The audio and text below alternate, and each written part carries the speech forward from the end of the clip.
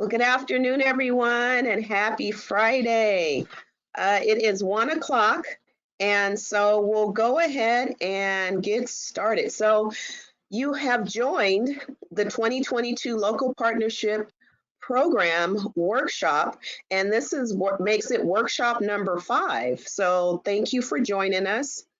Want to introduce myself. I'm Christine Gorton. I am with CTC and I'm the program manager for the local partnership program.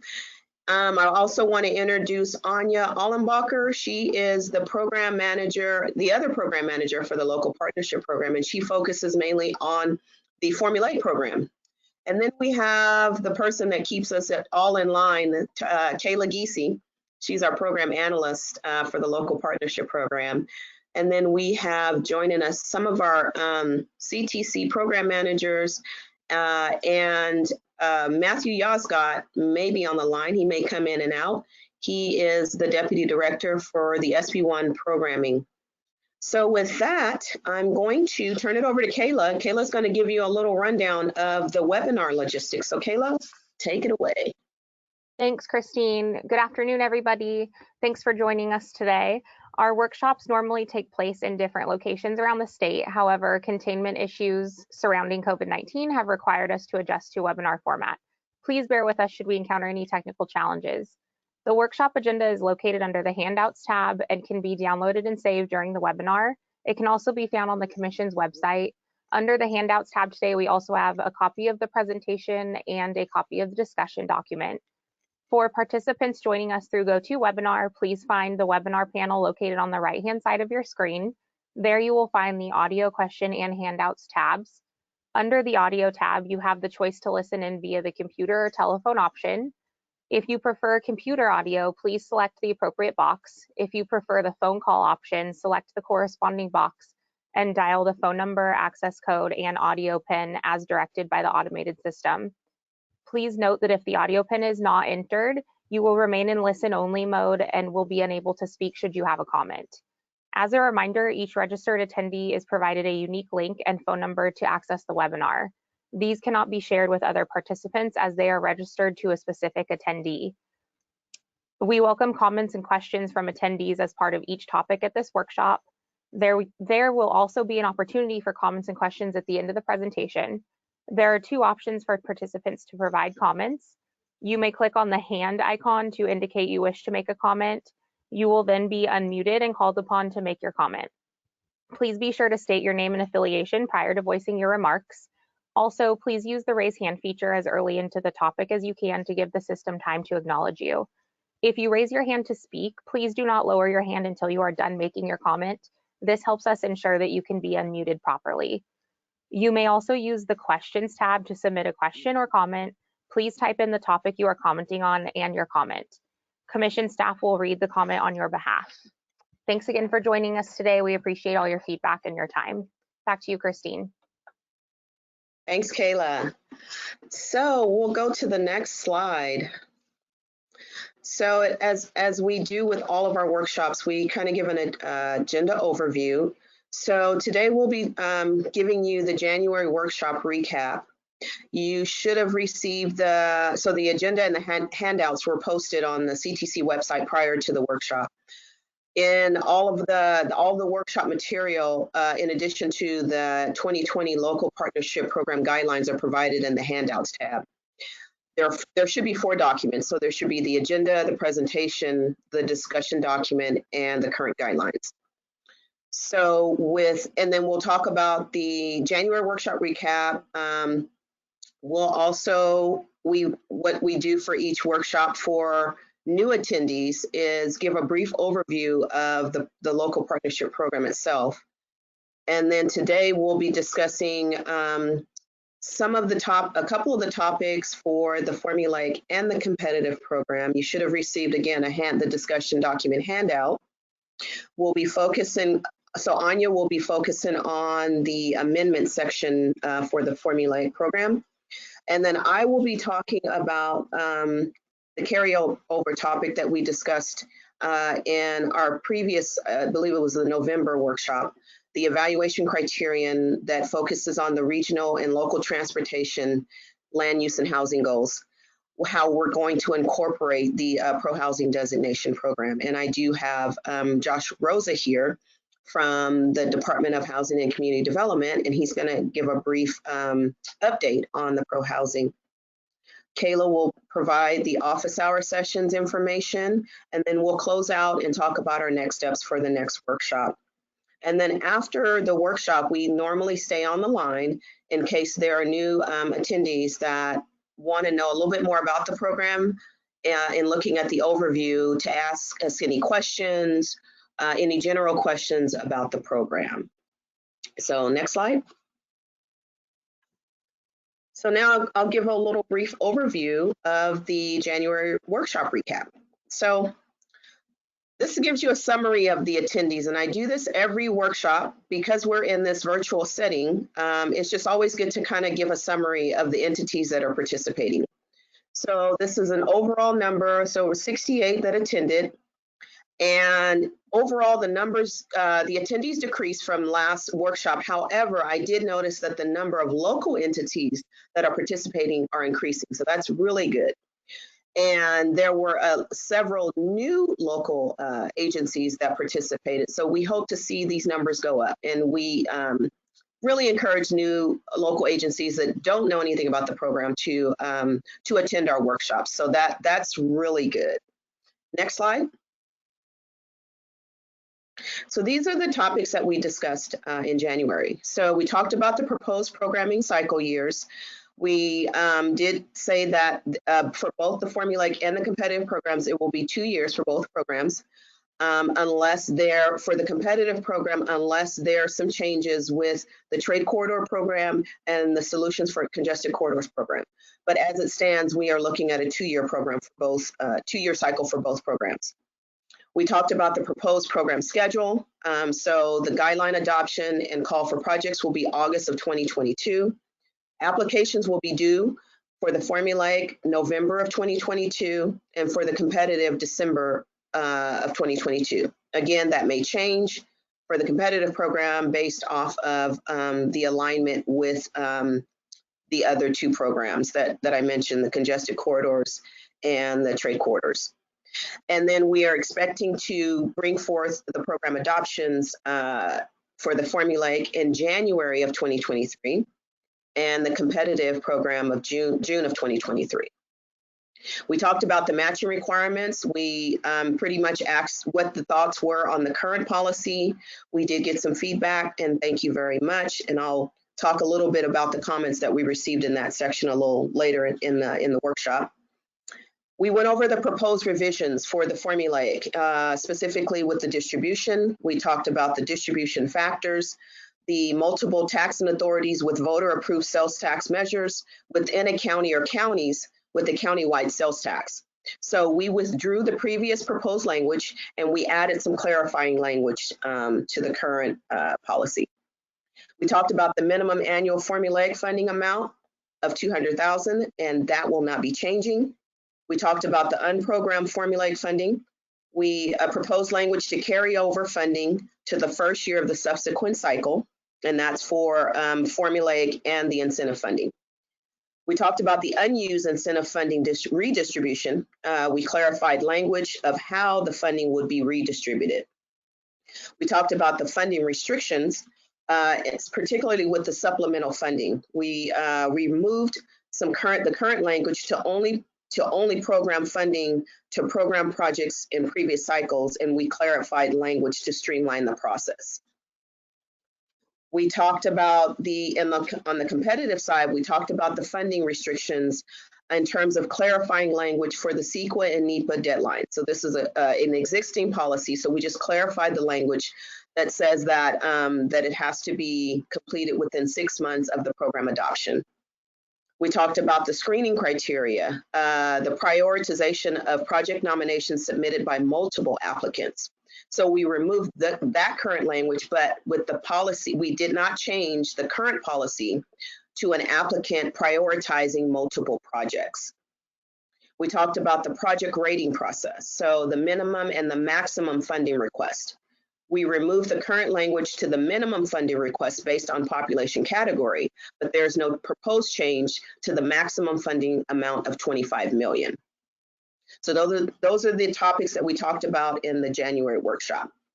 Next slide. So this is the comments that we received at the workshop, particularly with the matching requirements. So the comments received that need further discussion to build a consensus will be brought forward at future workshops. So there weren't a lot of comments that we received, but I think this one kind of stood out because it was focusing on the matching requirements. The agencies use their funding for pre-construction phases, consider using pre-construction phases to meet matching requirements, same as existing policy for the sound wall only project. Next slide.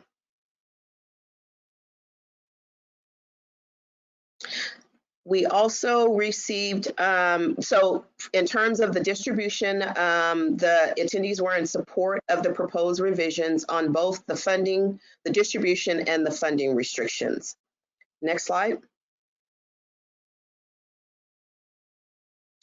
And in terms of the competitive program, there were no comments received for the funding restrictions in terms of the CEQA and NEPA deadlines.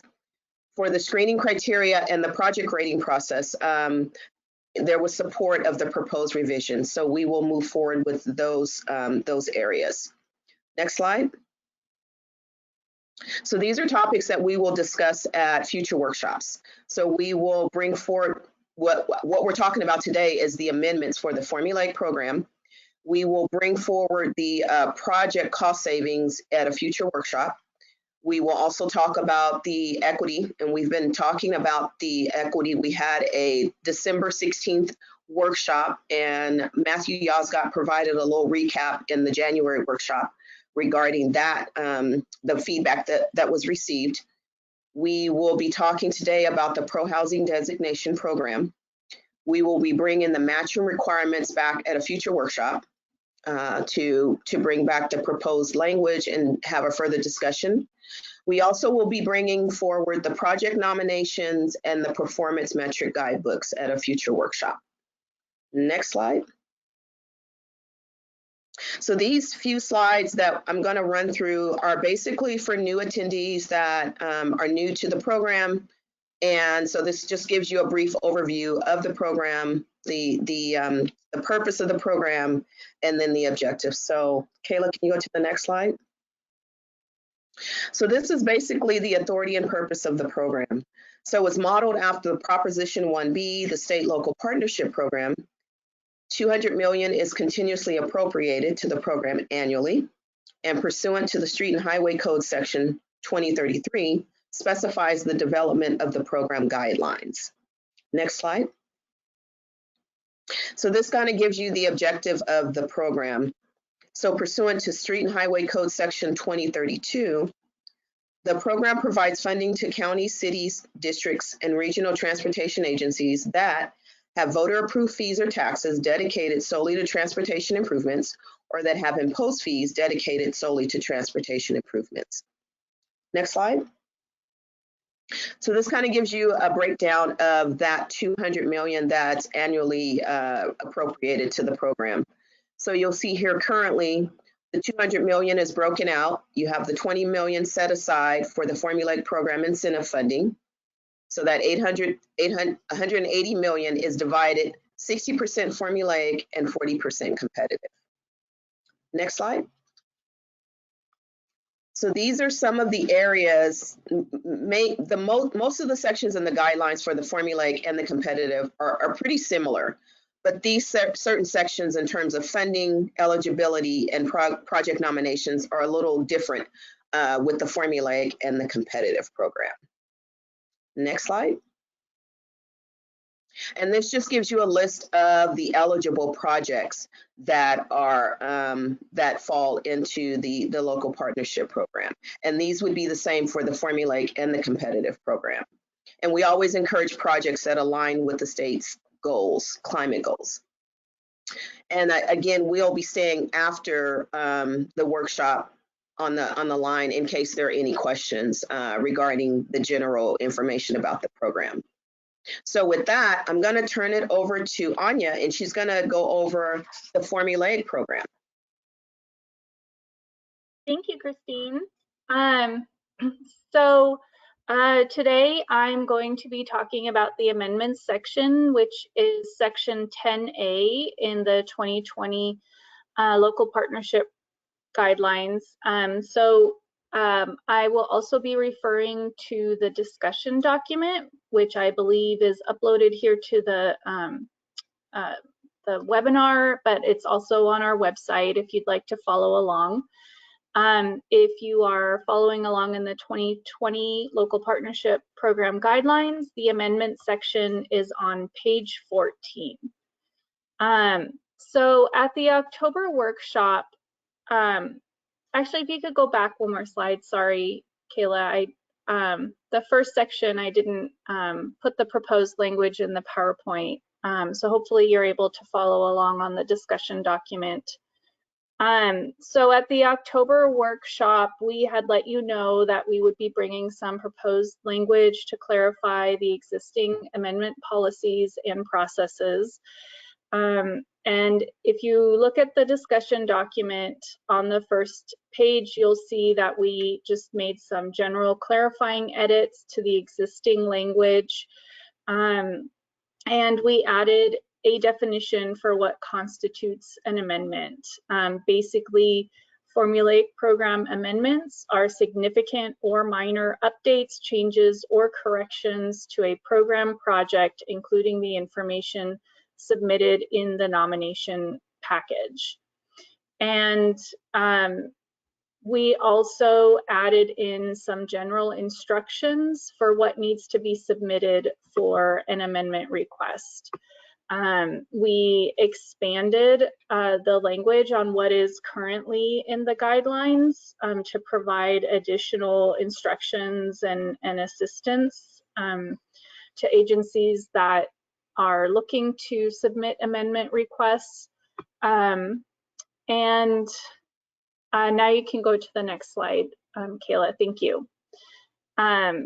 So what I want to do next is go over, we also added sections for some of the major amendment types, that the ones that are the most common that we see a lot of, and added some added new language to include some of the policies on each of the specific ones. So I'll go over all of those, starting with the scope changes you see on the slide here. But I think, I guess I'll just stop briefly to see if there's any questions or comments on the first part of the suggested language.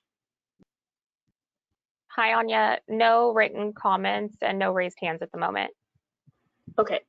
All right. Well, let's keep moving then. And please feel free to submit questions or raise your hand at any time. I'm happy to stop for your questions. Okay. So you can see here on the screen, the yellow language is the proposed new language for the scope change amendment. And the proposed language reflects existing policies for submitting a scope change request. The policy will be the same as other CTC programs where scope changes will not be considered after the construction phase allocation unless the request is to expand the scope due to the contract, due to savings at contract award. Any questions or comments on this one? Hi, Anya. No questions at the moment. Okay, so let's move to the next one then. So we added in this new amendment type, and we're calling it contract separation. And basically what we mean by this is this amendment type would be to request the use of more than one independent contract to complete the programmed scope of a project. So this is not for use of subcontracts, but rather if you're constructing the programmed scope with two independent contracts. Where basically there would be two contract awards happening.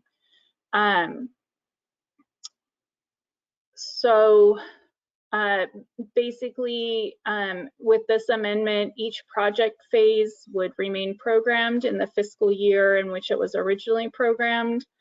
And the amendment request would include a EPPR for a separate EPPR for each contract. And so the amendment must identify the scope, funding plan, and schedule that is meant for each contract, or that will be delivered rather with each contract.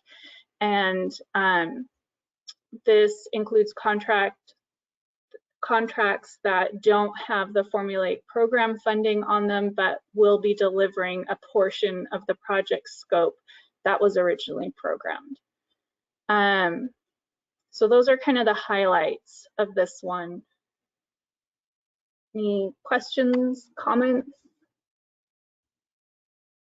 Hi, Anya. No questions or comments at the moment. Okay. Well, let's keep moving. And then can always go back if someone needs us to go back. So the next amendment type that we're proposing to kind of highlight in the guidelines is reprogramming formulaic funding. So this amendment request would cover any type of reprogramming of formulaic and incentive funding, and this request would include requests to deprogram funds from a project phase. So all of the proposed language reflects existing policies. That is, this is exactly how we have been deprogramming and reprogramming the formulaic and incentive funds to this point. As was mentioned in the January workshop, this is the amendment type that will include adding funds to a programmed unallocated phase. And then whereas adding funds to an allocated phase would be considered the supplemental funding request, which as Christine noted, we went over that proposed policy at the January workshop. So that's the highlights for this amendment type. Kayla, any raised hands? No questions or comments right now. Okay.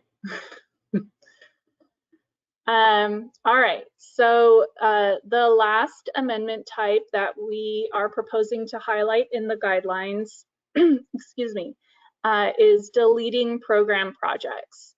So this amendment is pretty straightforward. It's exactly that. It's a request to delete all funds from an unallocated project, and the project would then no longer be included in the formulaic program of projects.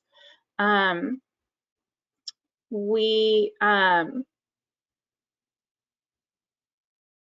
can see the two policies we wanted to highlight is that under this amendment is that the Commission will not consider reprogramming a deleted project in the same programming cycle. And of course, funds from a deleted project will be returned to the taxing authorities' unprogrammed formulaic program funding balance to be reprogrammed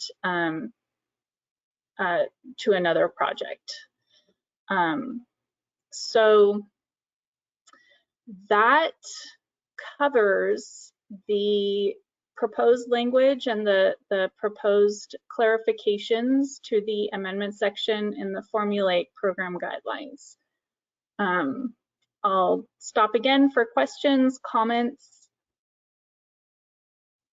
Hi, Anya. We do have a couple of raised hands now, so I'll turn it to Celeste. Okay, perfect. Thank you. Thanks, Kayla. Shelly Kwan. Oh, Shelly Kwan. Yes. Hi. Hello. Hi, Shelly. Hi, Anya. Happy Friday. I have a question on this slide on the first bullet. What does that mean exactly? That the project funds that are freed up can be reprogrammed in the next programming cycle? Well, so basically, let's say the project that you want to delete is called, repaving Main Street, right? So you delete all of the funds from that project. What that first bullet means is we will not reprogram that same project, repaving Main Street, with the same scope in the same programming cycle. So you would have to wait until the next cycle if you wanted to reprogram that same project. I got it. Thank you. Yeah.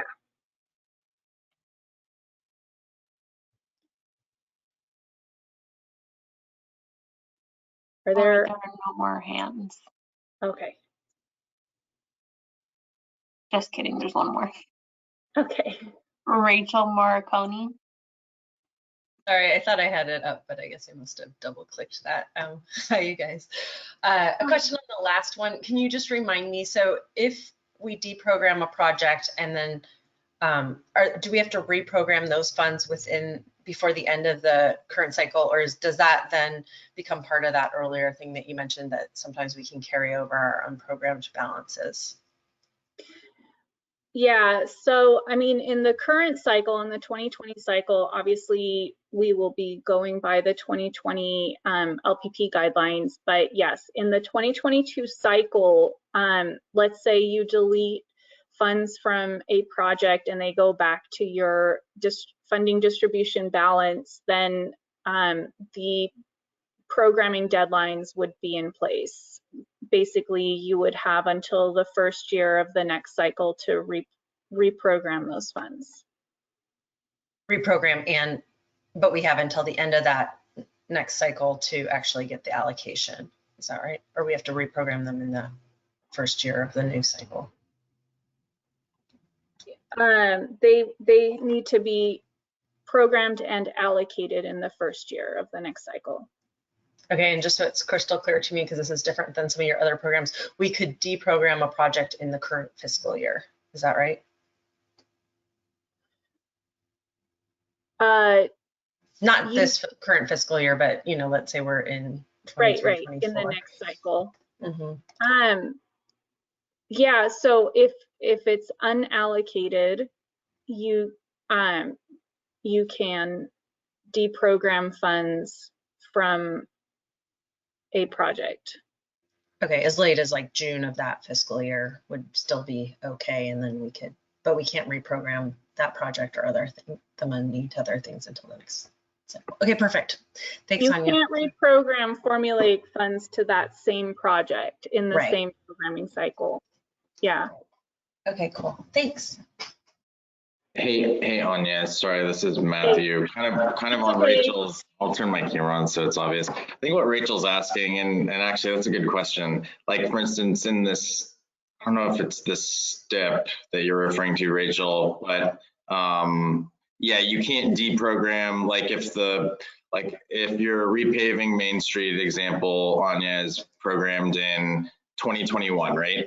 And we're actually in 2021. I believe that other programs wouldn't let you deprogram that project in 2021 if you're already in 2021. But I do believe that in LPP formula, we allow agencies to do that as long as it's not allocated. That's correct? Yeah, that's correct. It's not like STIP, because I think STIP, it has to be. It has to be the next. You can only deprogram the year before, correct. Right. So if you wanted to deprogram 2021, you would have to seek that deprogramming in 1920.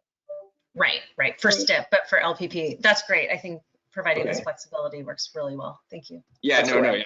I just wanted to clear it up too, because I was following what you were saying, Rachel, and Anya was absolutely correct. I want to make sure we're crystal clear in these conversations, so people aren't taking back different things and yeah, thank you.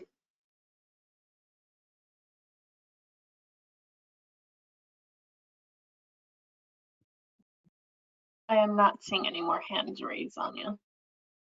Okay. Well, if there are other questions that come up, we can definitely come back to this, but that is it for now. Thank you for your comments on the amendment section. I'll hand it over to Christine. Thanks, Anya. Okay, so, and I apologize, I didn't stop with the previous slides to see if there were any questions. So if there are any questions of any information prior to, what we've discussed, please raise your hand and I'll stop and we can go back to that section. So now we'll get into the competitive program and we will talk about the evaluation criteria, which you'll find in section 12B. The competitive program section of the current guidelines. So today will be, and you'll see the proposed language in the discussion document, but I believe I've also tried to incorporate it into this slide. So you'll see the actual proposed language that we have. So with that, can you go to the next slide? So we talked about this criterion at the November workshop. So the proposed language was to separate the criterion into two, so it would be the regional and the local.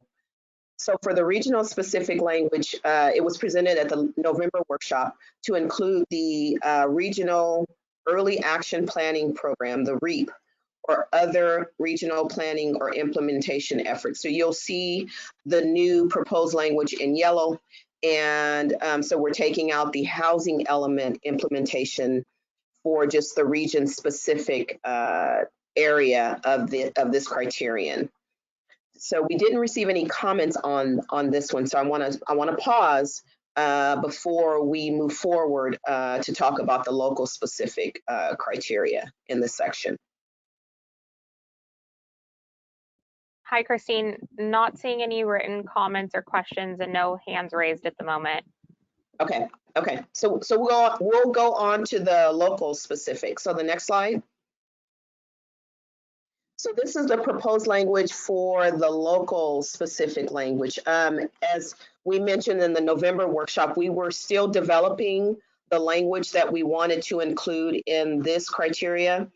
And with the partnership of Department of Community Housing Development, we've come up with this proposed language. And Josh is going to present after I go over this slide and talk about another part of this language.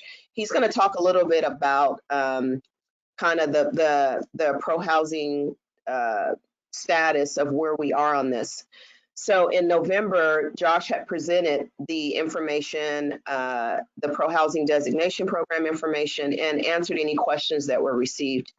So today, we are going over the language that basically explains what's required for the agency to submit with their project nomination. So as you see here, it's broken down into two areas. So the project nomination would need to explain how the project will advance in the transportation, land use, and housing goals. And this would include these two items that are listed here. So either one, demonstrating that the local jurisdiction has submitted their housing element annual progress report for the current or prior year, or demonstrating that the pro-housing designation has applied for the pro-housing designation program and is meeting the criteria that support efficient land use. And so we're going to get into a little bit further information when we talk about the supplement form that I'll go over it just a bit. So if the agency cannot demonstrate the one or the two, then if the housing is not an issue for the local jurisdiction, they would need to provide a detailed explanation of how they would not be providing the one or two. And so this is the proposed language that's in it. And so I'm going to have Kayla, I'm going to see if we can pull up the supplemental form, because this will go and give you a little bit more information in terms of the pro-housing policies. And Kayla, can you zoom it out just a little bit?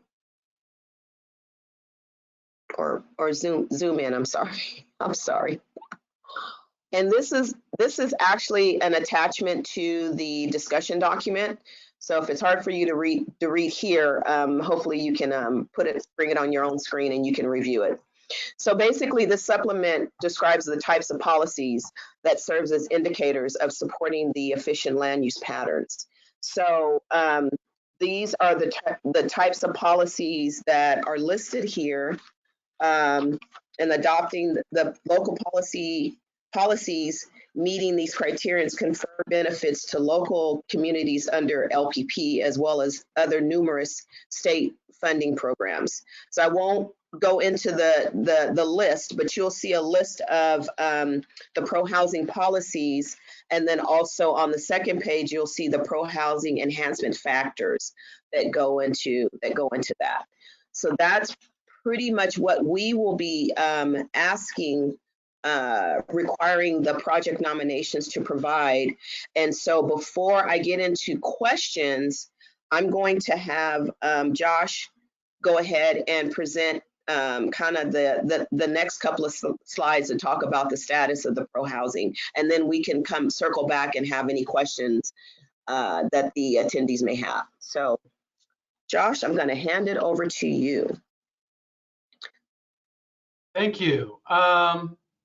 Good afternoon. This is Josh Rosa from the Department of Housing and Community Development, providing a quick update on the pro-housing designation program, particularly just giving an update on the interagency progress towards streamlining incentives for local governments, which is what pro-housing really does.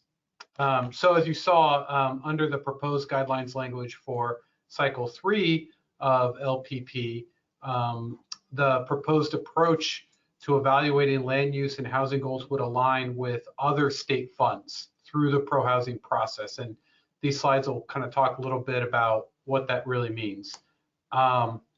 Next slide, please. So first, a quick recap on how pro-housing works. It's essentially a rate and reward program. First, pro-housing allows local governments to request HCD's evaluation of their local housing policies. And HCD performs this voluntary evaluation according to standards that are uniform, objective, and transparent, while considering the needs of rural, suburban, and urban jurisdictions and how appropriate policies may differ in those areas. And during this evaluation, HCD completes a checklist for the local government, substantiating which housing supportive policies the local government has in place. And that checklist becomes important. But if a local government rates highly enough, it can receive an official designation as pro-housing. In fact, our department just yesterday issued the first such designation with likely a number of others to follow. But next, after that rating, competitive state funding programs award additional points for local governments that have this designation. Or alternatively, state funds can also reward local governments that have not received the designation yet, but have applied for pro-housing and they have been found to meet certain pro-housing criteria. Next slide, please. So as a result, pro-housing creates an opportunity for local governments to satisfy the criteria of multiple state funding programs with one application.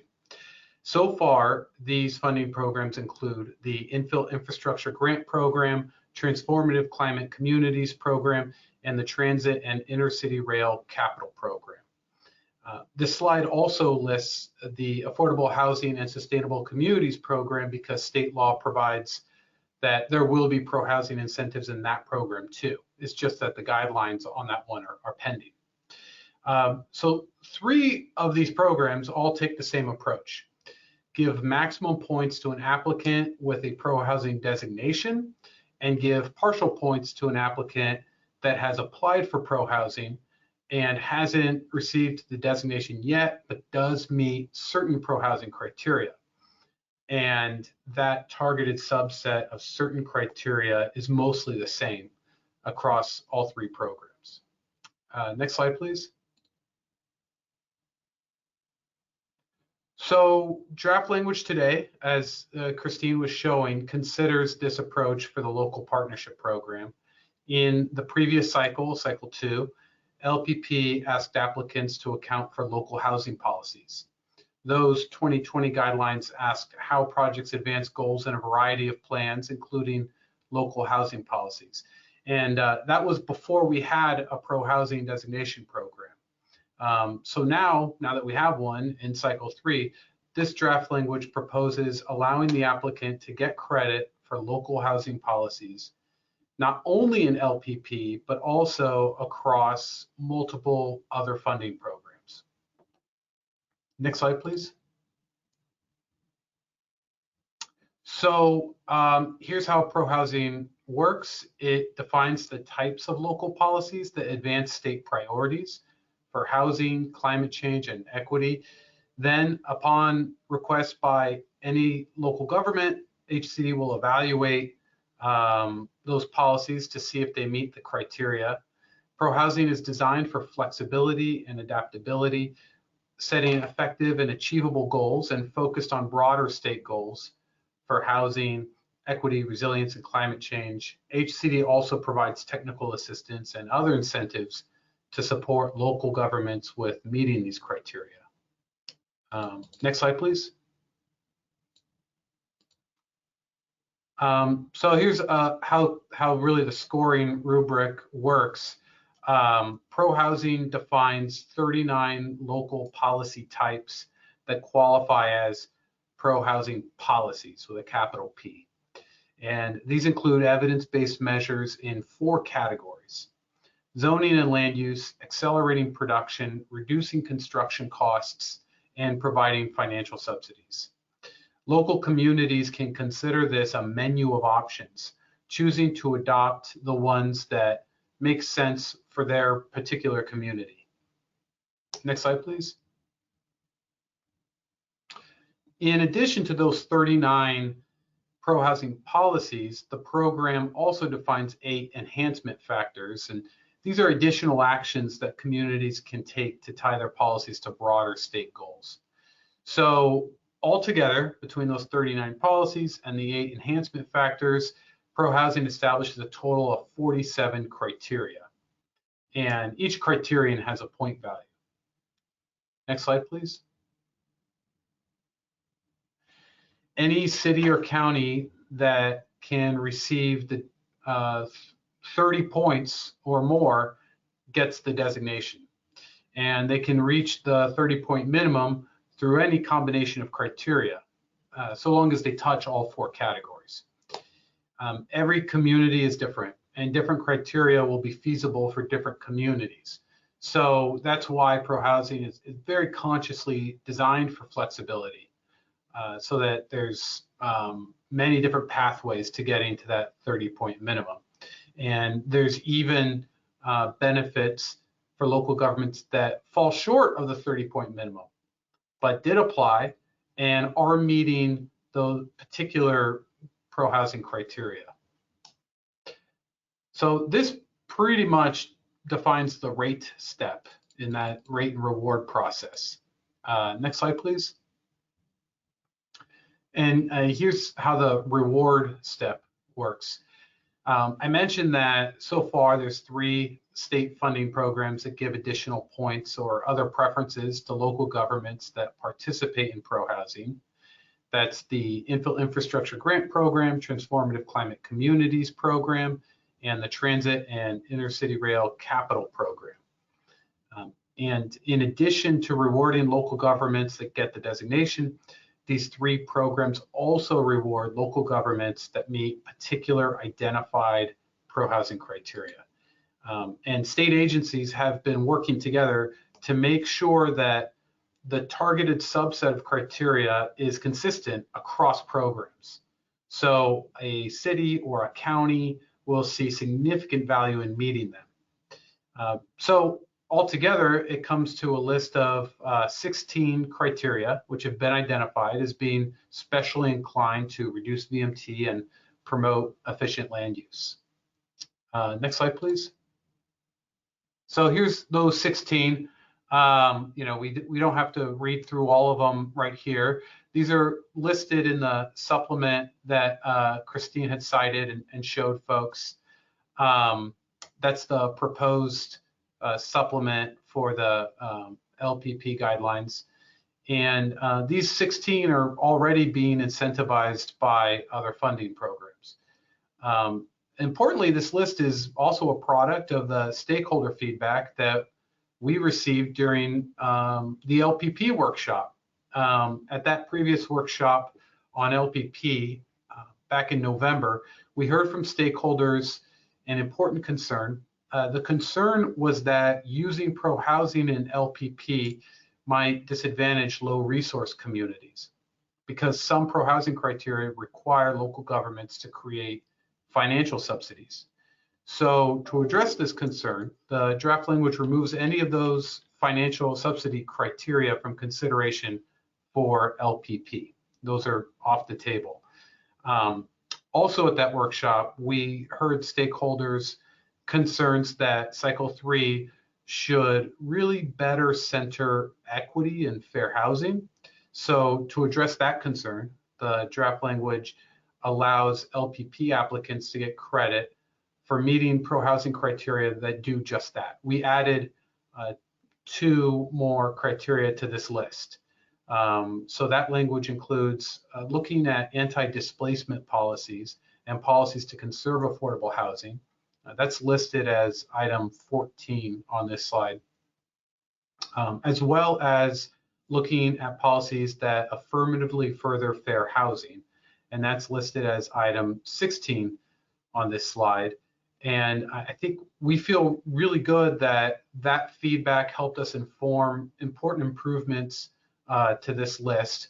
If we're going to identify a list of particular criteria to incentivize, of course, we want it to be the right one. So I just really want to thank the stakeholders who elevated those concerns when we last had this discussion. Next slide, please. So of course, our department is investing in helping local communities participate. We've already been engaging with dozens of local governments, conducting regional and statewide workshops and developing instructional and other guidance documents. And that's available to cities and counties, of course, because they're the eligible applicants for pro-housing, but it's also available to any public agency. And we've been in a lot of consultations with COGS and other regional agencies. And to request technical assistance or to apply for pro-housing, folks just need to email HCD at prohousingpolicies@hcd.ca.gov. Next slide, please. So this concludes my presentation. I really want to thank the Transportation Commission staff for the opportunity to give this update, and I'd be happy to help with any questions or any feedback at this time. Thank you all. Thanks, Josh. And I think we may have some hands raised and some questions. So I'm going to turn it over to Kayla. Yeah, hi Josh. Before we go to our hands raised, I think just for some clarification, back to the scoring flexibility slide, can you maybe go over the 30-point minimum again? We received a question about it being minimum versus maximum. That's the minimum. Okay, thank you. Yeah, the person just asked, shouldn't that be 30-point maximum? So I think they were maybe wanting some more clarification regarding it being a minimum. Sure. So there's a list of 47 criteria total, and each one is worth a certain number of points. So most of them are worth 1, 2, or 3 points. And so as you are found to meet different criteria, the points add up. And if you can get as many as 30 points or more than 30 points, you will receive the pro-housing designation. So yeah, if you get 40 points or 50 points, you get the designation. If you get 25 points, then you fall short, and you don't get the designation yet, but you always have an opportunity to change policies and resubmit and rack up more points. Thank you, Josh. We do have a few hands raised, so I'll turn it to Celeste to take care of those. Thanks, Kayla. Kevin Busey, I'm going to go ahead and unmute you.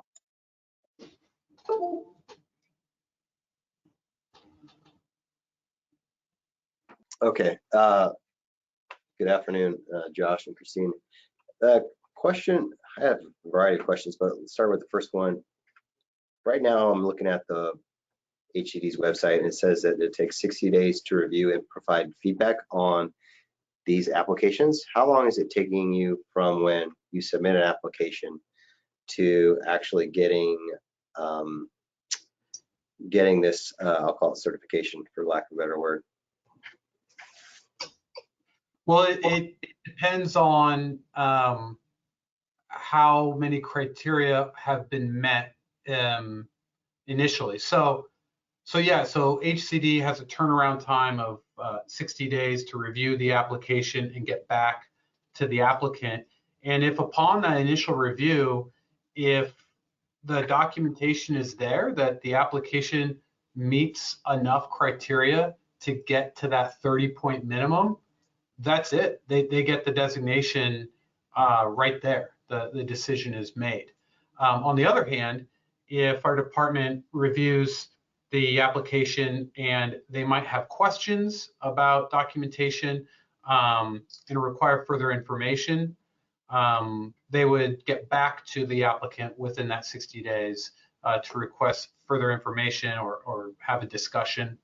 And it could also be that upon review of the application, they can score, I'll just grab a number there, 25 points, right? So that doesn't get the designation, but the department would get back to them within 60 days and say, here's your scorecard.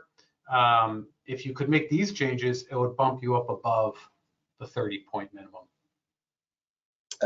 How many agencies have been designated? So far, just one. How long was that process?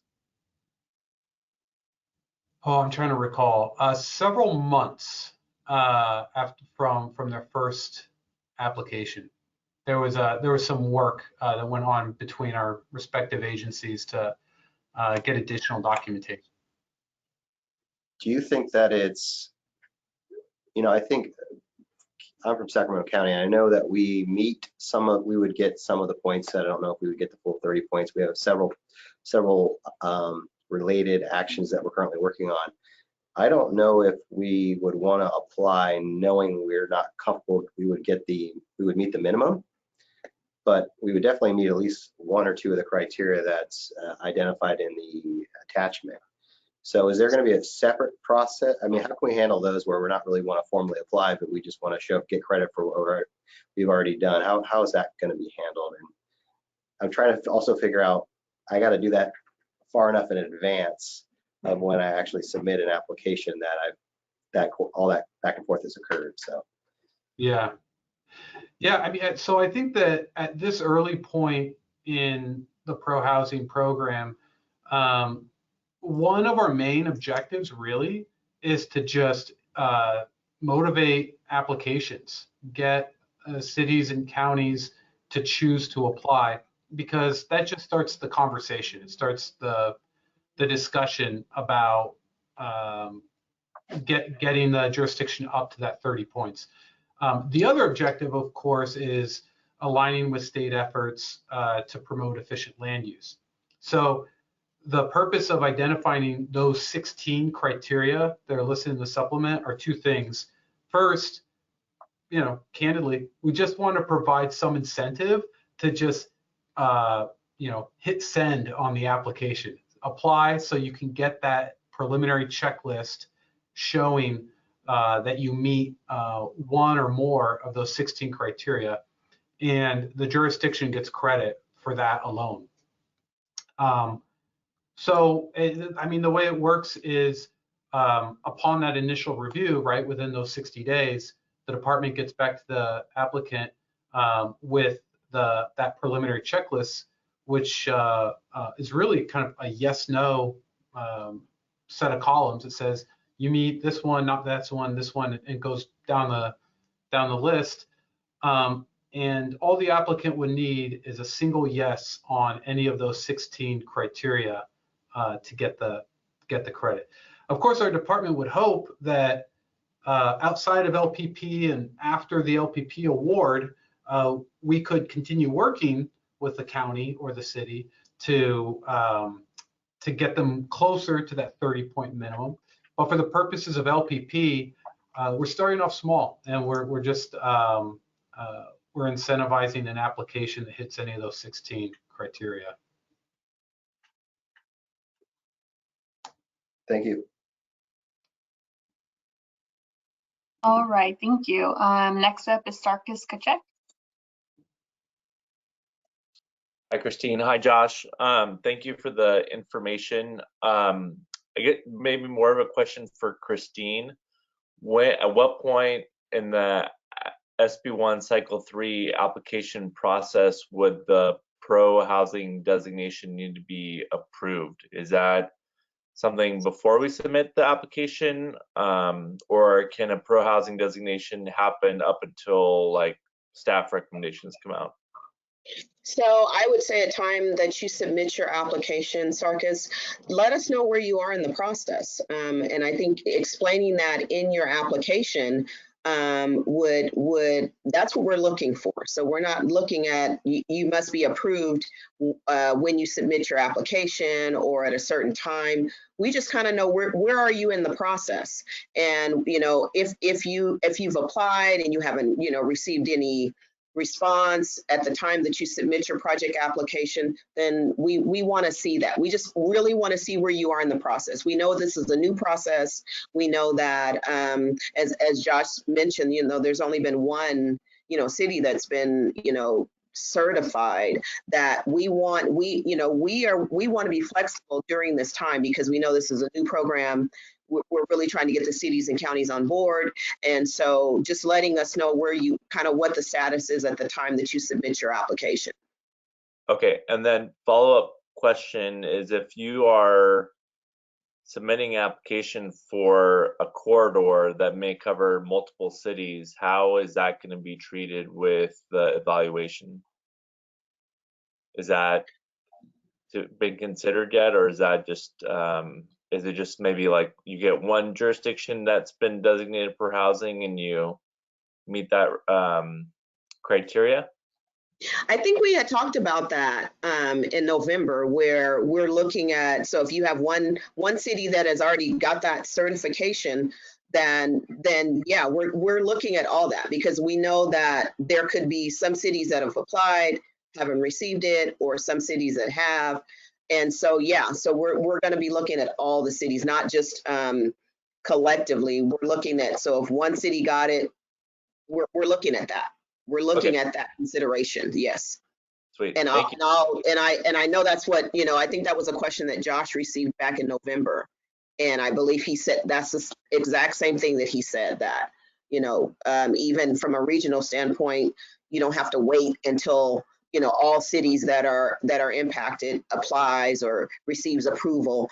If one city has received it already, just give us the information, because that's really what we're trying to get. We're really trying to get the information. So wherever you are during this process, just let us know, in your project nomination.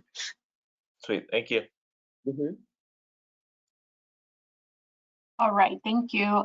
Next up is Marina Espinoza. Hi there. Thank you for the presentation. Marina Espinoza here with the California State Association of Counties. Just want to say that we appreciate that the proposed changes to the guidelines make application for the pro-housing program an option for demonstrating the advancement of housing and transportation goals. We would oppose making receipt of the designation a required precondition for application or receipt of LPP grant funding. As you're aware, I've shared this in the past, we have concerns with the emergency pro-housing regulations. And I just have a follow-up question, Josh. I just want to make sure I'm following. So could you walk us through again how the issue of direct financial subsidies of affordable housing projects gets addressed? Is it through providing the flexibility through the 2 option? Sure, yeah. So of the 47 criteria that the pro-housing regulation lists, 8 of those criteria are in this category of financial subsidies, which involve different policies that a local government could adopt to financially support location efficient housing. And one of the concerns that we heard in the November workshop was that, hey, like those particular criteria put low resource communities at a disadvantage because they're less likely to have the resources to create a financial subsidy. So to address that concern, we removed any of those from that list of 16 criteria that LPP is incentivizing in particular. So none of those financial subsidy criteria are in the supplement. Of course, in the pro-housing program, if a city or a county wants to get the designation, they would have to meet at least one of the criteria in the financial subsidy category. But they would only need 1 point there, and then they could just go really deep and score lots of points in the other categories. But for purposes of LPP, the proposed guidelines would give credit to the applicant just for meeting any of those 16, and those 16 don't include any of the financial subsidy criteria. Does that kind of address the question? That's helpful. Thank you. All right, one more. Kevin Busey.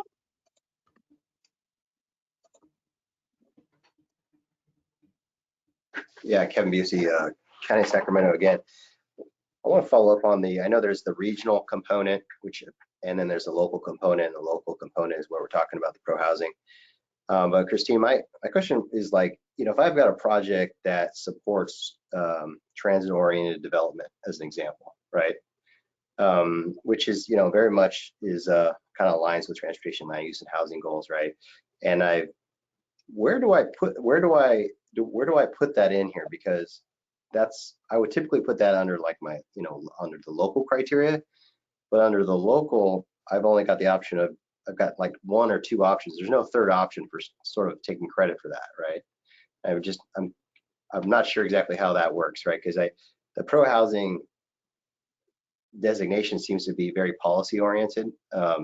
Josh, you correct me if I'm wrong, but if my project is actually, gonna support transit oriented development, I wasn't sure how it would work, so I'll leave that question to you. Yeah, I would say, Kevin, that in addition to the housing, that criterion, I would also be looking at that in terms of other supplemental information in terms of maybe the economic development area, or I think it could be kind of an additional information with your kind of a narrative with your project nomination. And I think if I'm understanding that correctly, so the transit-oriented development of the project, I would just say it would be additional information that would be added onto the current criterions that are in there, in addition to the economic development narrative that we request as well. And Josh, am I on the right track on that? Yeah, I mean, I think that's fair. I think like what we try to set up with pro housing, and separately we also look at housing element compliance, is creating almost more of a box you can check. So it takes a lot of the staff work and the subjective judgment of writing narrative out of the equation. And it also lets a county or a city get credit in multiple programs for getting the same designation. I think that's the streamlining goal of it, but I think it's also, in addition to that, perfectly reasonable that if a project has, a strong case to make about, the transit-oriented nature of the project, I think that's perfectly fine too to submit that. More is always better. It just kind of gives and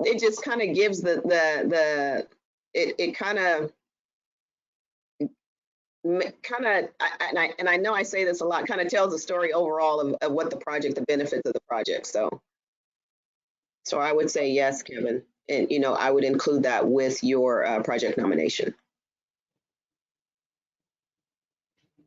All right, thank you. We received 2 more hands. We'll go with Terry Sheets first and then Shelley Kwan. Terry Sheets, you're unmuted.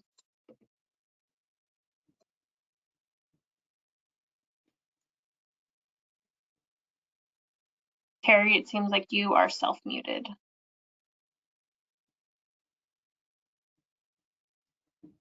How's that? Yes. There we go. I'm sorry about that. I'm used to Zoom. I'm Terry Sheets. I'm the Assistant General Manager for Administration at Unitrans here at UC Davis. Kind of jumping off of Kevin's question, I'm kind of thinking nuts and bolts. Where just taking an easy project nowadays, something like buying electric buses to replace old busted buses in the fleet and the electric charging infrastructure that's needed to power up those buses. If we're in a jurisdiction that, and I'm not saying this is particular to Davis, but any jurisdiction, if it's a project that is what we would consider to be very much like state of good repair, and while also advancing zero emission technologies, I'm wondering how that type of project fits into this type of evaluation process, because I'm looking at the list of 16 different criteria, all housing related, or almost all housing related, and I'm not seeing a connection between buying a replacement bus and the equipment to charge it with the idea of providing density bonuses and permitting process streamlining and policies to prevent displacement of lower income households, et cetera, et cetera, et cetera. So in the end, if we're not able to show how our project is consistent with or supports these types of criteria, or we have a jurisdiction that either cannot or will not, for whatever reason, sign on to the pro-housing process, then what are the real chances of that type of a project actually getting funded in this process? Is it actually going to be competitive, given how it looks like this program is being structured? So I would say, Terry, that looking at all the other criterions, specifically, so for this criterion, I would say if the project does not fit into the areas in where we're talking about the demonstration of the pro housing, and I would provide a detailed explanation as to why it doesn't. Providing that information as to how the type of the project, how the project fits in, and why it doesn't fit or it's not applicable to what's currently in that criterion. That's what we're looking for, right? And the fact that we are not only ranking the project based off of just that one criterion, we're looking at the whole overall criteria of the program. And so they may not rank well in that area, but may rank high in another area. So keep in mind that this is not something that it's being driven by this particular criterion. We're looking at the project overall. Does that help you with that? It does, except to the degree that then we have to explain why it is that our project doesn't meet one or more criteria, when it would seem to be obvious, that a simple bread and butter state of good repair project isn't necessarily going to result in policy changing legislative processes going on within a jurisdiction. But I mean, if that's the type of information that is being requested in the application, then we as grant administrators are going to have to do that. But I don't suspect that that's going to be a very productive exercise. So, but I do appreciate the fact that you are looking at the totality of the project benefits, and because it's my primary concern. Kind of the earlier speaker from the California State Association of Counties, coming in and trying to shoehorn a new state policy priority into an existing program. So I'm glad that we're looking at the totality. Thank you very much. Yes, thank you, Terry. Thank you. Next up is Shelley Kwan. Hi, Shelley Kwan from LA Metro. Sorry if I missed this earlier, but is the intent behind having a regional and a local component of this criterion for regional agencies or regional applicants to respond to the regional subsection here and local agencies to respond to the local subsection? That's correct, Shelley. Okay. All right. So like a regional transportation agency that has a project. Let's take the bus replacement or vehicle purchase project, for example, and the buses are running routes through different jurisdictions. We wouldn't be expected to check into the pro-housing designation status of each of those cities. You're looking at the regional. You're looking at the regional subsection of that, and how it ties into the overall, how the housing is going to tie in, because because even when in cycle 2 you still had to produce that, those housing goal information in terms of your and I'm going to just kind of throw it out there, the RTP, the regional transportation plan, the SESs, that's still something that you would still have to produce. So from a regional standpoint, I think what we've done here, we've just broke it out from a regional specific to now regional and local. So if there's a local agency that's applying a city or county that would need to meet these types of criterions or these types of requirements in terms of the housing and land use, then that's what we're looking for. So in terms of the like LA Metro, you would be looking more so towards the regional specific language of that criterion. All right, thanks for the clarifications. Mm-hmm. All right, thank you. I'm gonna go ahead and unmute Mike Gerbidian. Mike, you are unmuted. Thank you.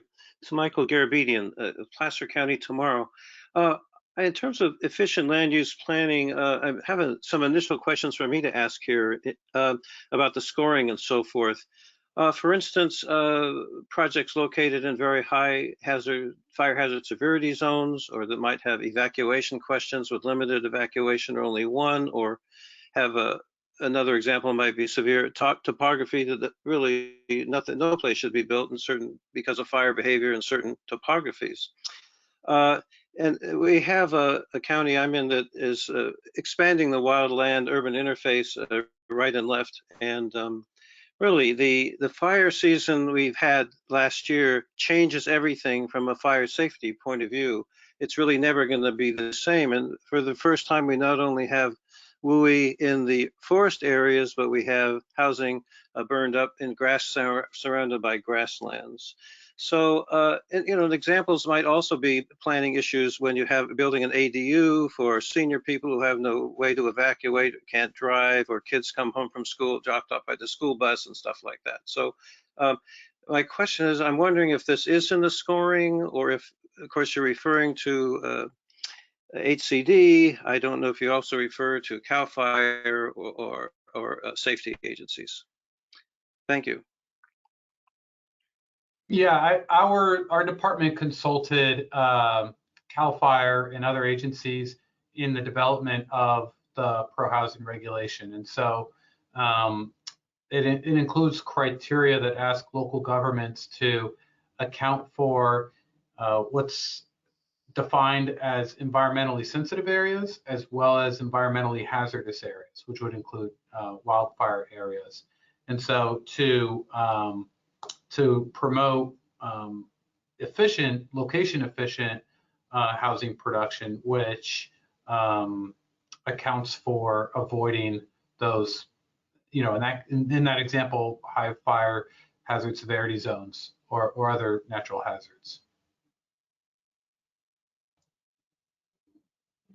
Thank you.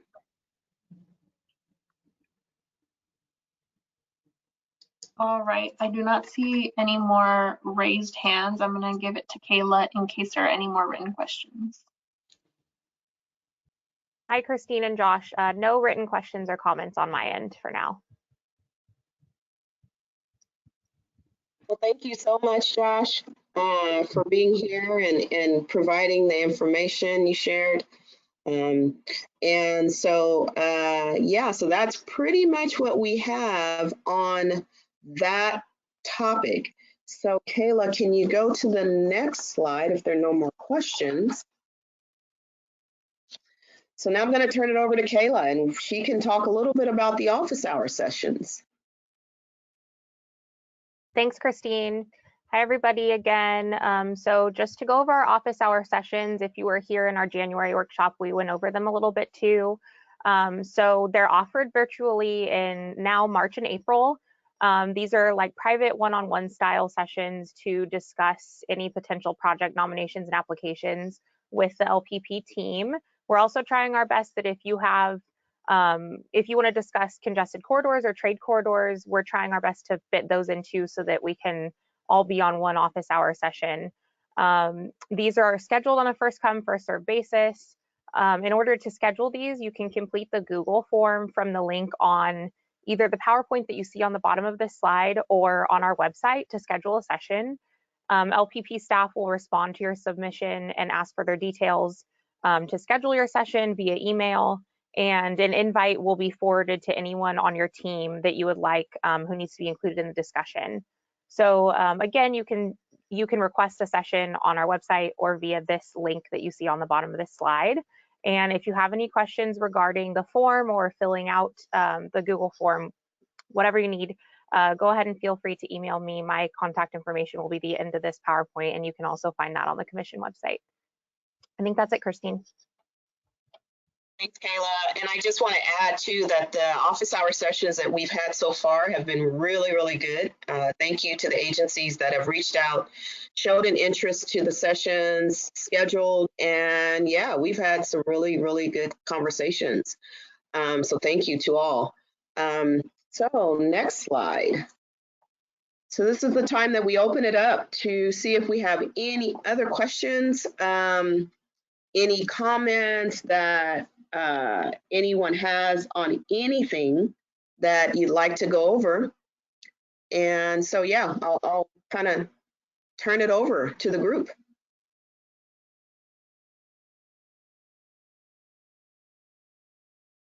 Hi, Christine. Not seeing any written questions or comments at the moment, and no hands raised quite yet. Okay. Oh, we do have a hand raised. I'll turn it to Celeste now. Okay, Yes, cool. we have a couple. Jason Benson, you're unmuted. Hi, this is the city of Ukiah.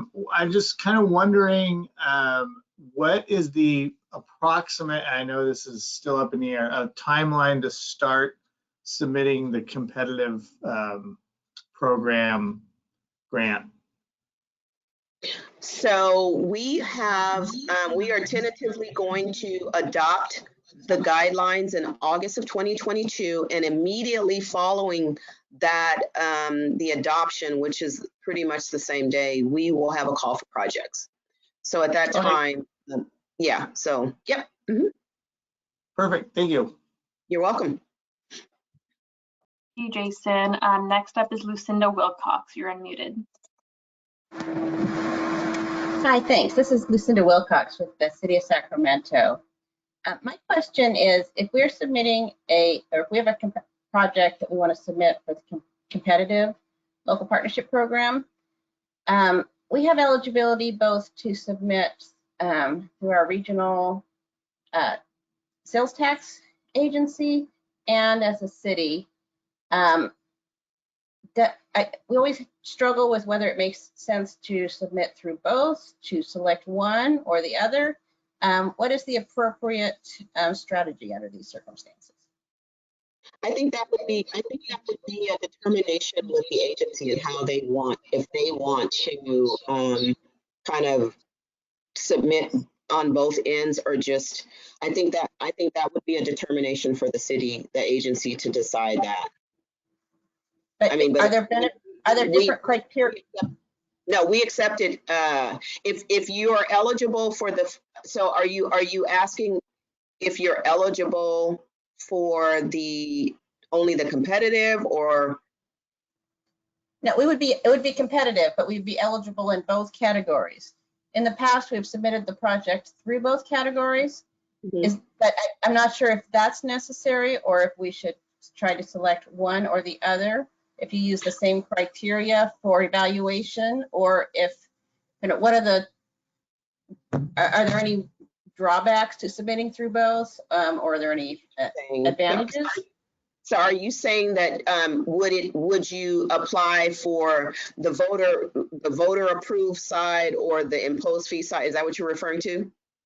That's correct.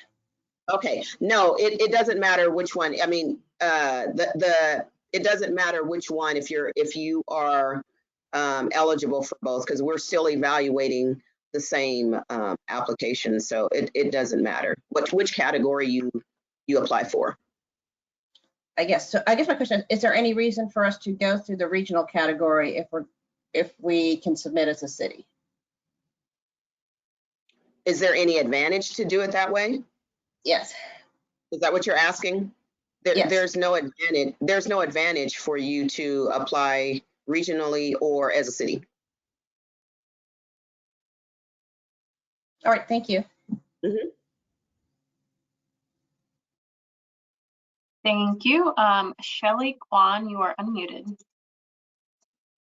Yes, hello again. I'm wondering if the changes made to the formulaic section of the guidelines for amendments will also be carried over into the competitive program. No. So the competitive program, the amendments would be the same. So there's no changes to the amendment section of the competitive program. Okay. All right, and then I have also another question about amendments, and that is there or could there be a mechanism for scope changes after contract award that are not addressed with the current language proposed? So are you referring to competitive? Are you referring to the competitive, or are you referring to both? The formulaic, I guess. I guess both, actually. But I recognize formulaic might have a little bit more flexibility on this, so I'll start with that. So if after contract award and we're in the middle of construction, there's some efficiencies that allow us to realize some savings. I think the current guidelines don't allow us to do anything with those savings to increase the benefits of the project by adding more scope than what was originally applied for. So I would say in terms of the competitive side, there would be no flexibility after contract award to have any unless there's an approval of an expanded scope, but there would be no consideration for scope changing.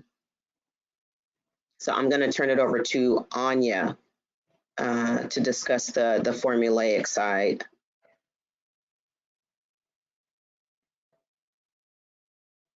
Oh, and we probably, Anya, are you there? We may have lost her. So in terms of the formulaic side, I think this conversation has been brought forward, and I think that because of the circumstances that we've seen with projects, we've determined that the scope would not be able to be changed after allocation, after the contract allocation. So even prior to the contract award.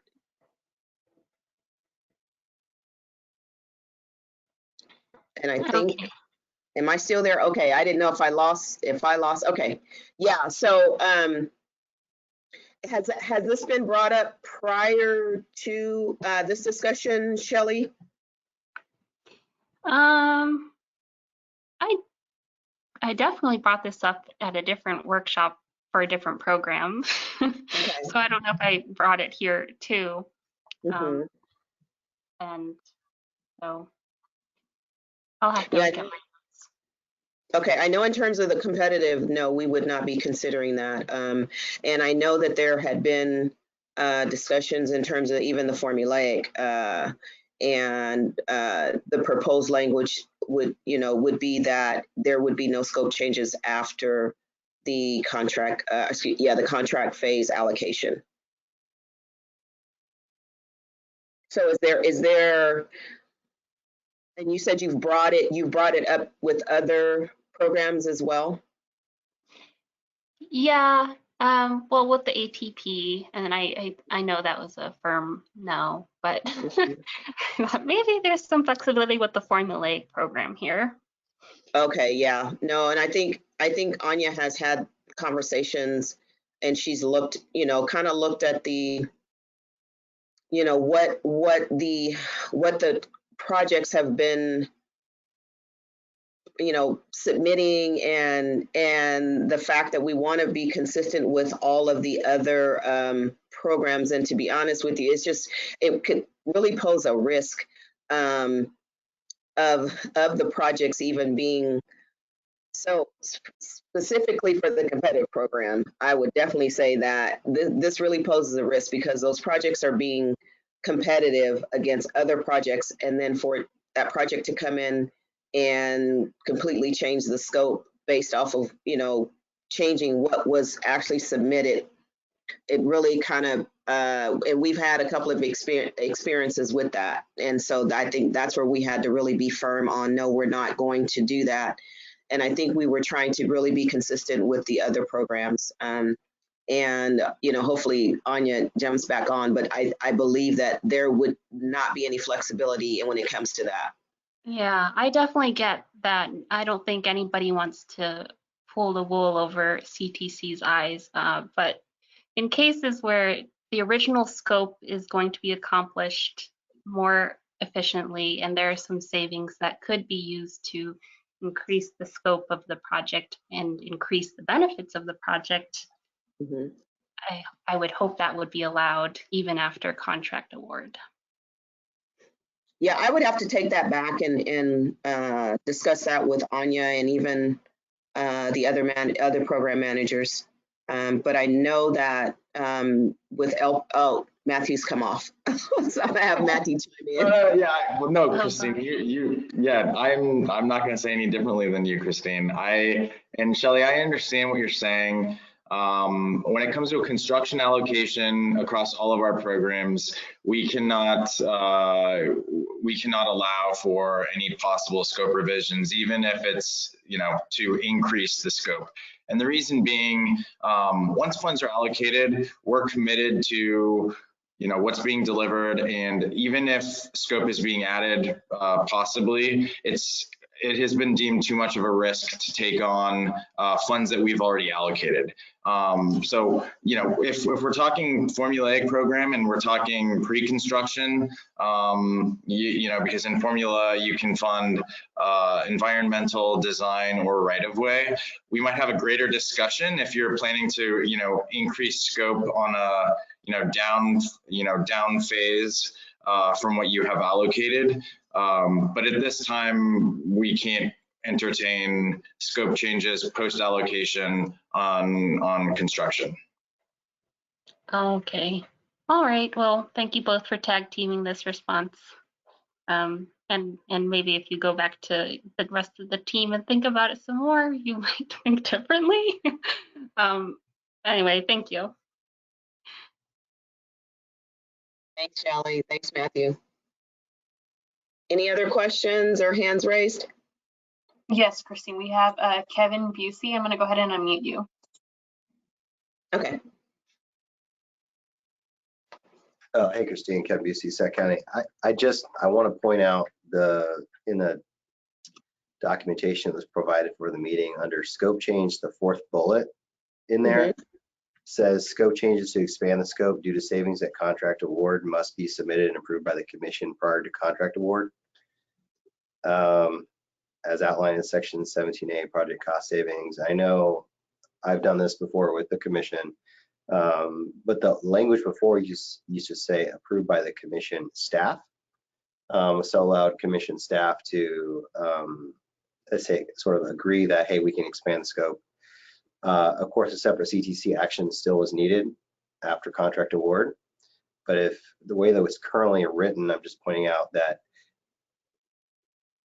it could create a lot of challenges having to go all the way back to the CTC to make this change. So I would encourage you to insert the word staff after commission in that fourth bullet under scope change.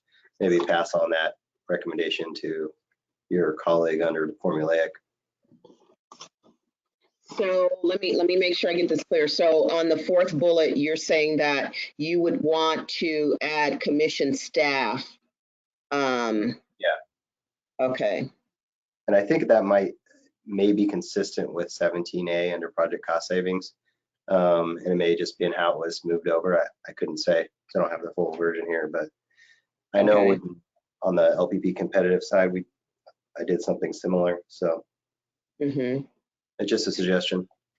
So, well, and okay, so I think I need to clarify this too, because I think that it was more deemed as a minor. So it really depends on the type of scope change that it is.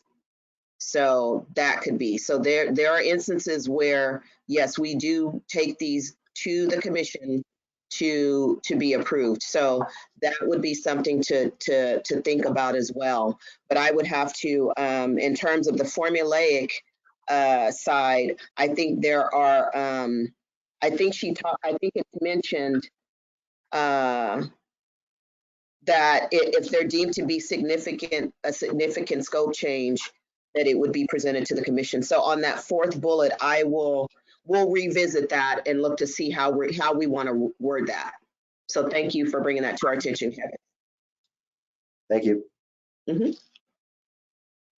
All right, thank you. The other hand put their hand down, so maybe they don't have a question anymore. But Jose Luis, I'm gonna go ahead and unmute you. Okay. Hi, no, I just wanted to, I guess, agree with what Kevin Busey just said. I think commission staff might realize this, but when the bids come in and they're getting ready to do everything, they don't have that much time to pause, go back to the commission, and it can be, if a commission meeting just ended, it's 2 months, 3 months till the next meeting. So I get if it's a formal thing, but it'd be nice if there was some flexibility in there for quick decision making by the sponsor. Okay, thanks for that comment. Thank you. All right, I'm not seeing any more raised hands, Christine. Okay. Any questions, Kayla? Hi, Christine. No written comments or questions. Okay, perfect. Cool. All right. Well, thank you all for those comments and questions. And so our next, so these are key topics for future workshops, and pardon us for our kind of wonky our wonky slide, but so we'll get through this. So the future topics would be kind of some carryovers. So the matching requirement, as I mentioned earlier, we will be bringing forward the formulaic program, the project cost savings. That's another carryover topic. In terms of the competitive program, we'll be talking about the equity, integrating equity, and the evaluation criteria. So that complete section. And then also I mentioned as well the project nominations and then the performance metric guidebook. Next slide.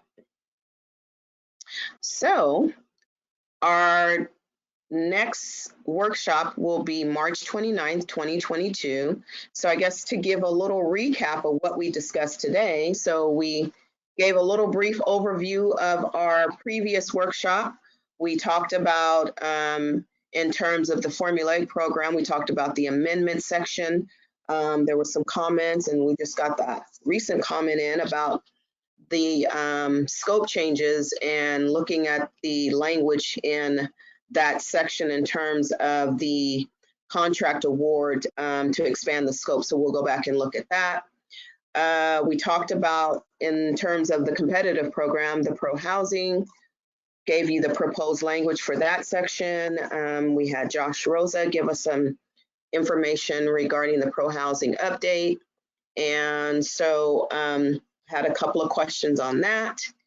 And then we kind of wrapped it up with questions and comments. So with that,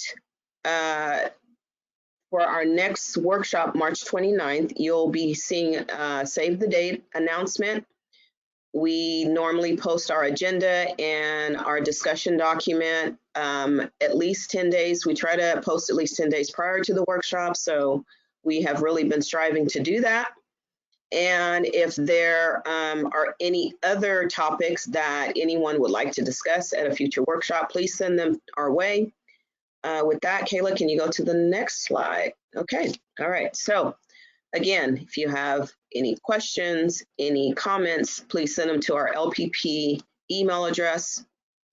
We have listed our commission's website, and follow us on the commission's Twitter or Facebook page. Next slide. And these are the contacts. So myself, Anya, Kayla, and Matthew, this is our contact information. If you have any other further questions, or if you'd like to have a further discussion with any specific topic or any general information that we have here, you had any questions, please reach out to us. And next slide. We'd always like to thank you for joining us. We will be staying after the workshop to answer any general questions that anyone has. Again, thank you for attending, and hope to see you in March. Have a good afternoon.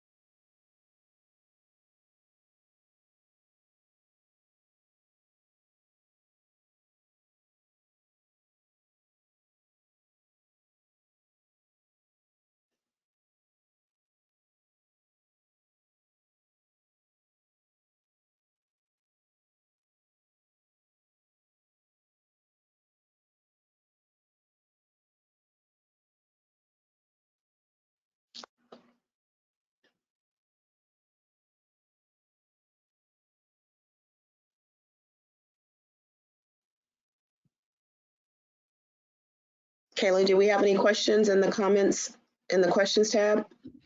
Hi, Christine. No, not seeing any questions. Okay.